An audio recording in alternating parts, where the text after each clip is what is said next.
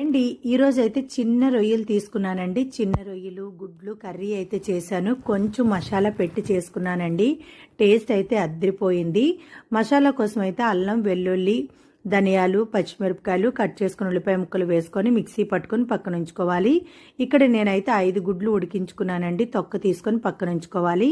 కళాయిలోకి అయితే ఆయిల్ వేసుకొని ఆయిల్ వేడైంది అనేటప్పుడు కొంచెం పసుపు వేసుకొని ఉడికించుకున్నాం కదండి. గుడ్లు కూడా వేసుకొని గుడ్లు వేసిన వెంటనే ఇలా ఒక్కసారి కదుపుకుంటూ గరిటతో కలుపుకుంటూ ఫ్రై చేసుకొని ప్లేట్లో తీసుకొని పక్కన ఉంచుకోవాలి.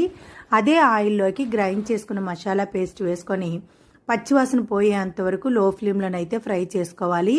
హై ఫ్లేమ్లో చేసుకుంటే మాత్రం మసాలా అన్నిది మాడిపోతుందండి. కూర అన్ని చేదు కూడా వచ్చేస్తుంది.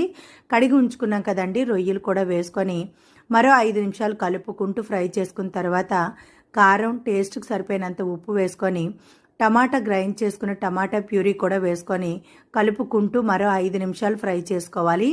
కొద్దిగా వాటర్ వేసుకొని బాగా కలుపుకొని మూత పెట్టి హై ఫ్లేమ్లో 5 నిమిషాలు ఉడికించుకుంటే ఇలా గ్రేవీ లాగా వస్తుందండి. మూత తీసుకొని బాగా కలుపుకొని గ్రేవీ ఇంకా నీళ్ళ ఉంటే దగ్గర అయ్యేంత వరకు ఉంచుకొని కట్ చేసుకుని కొత్తిమీర వేసుకొని బాగా కలుపుకొని స్టవ్ ఆఫ్ చేసుకోవడమేనండి.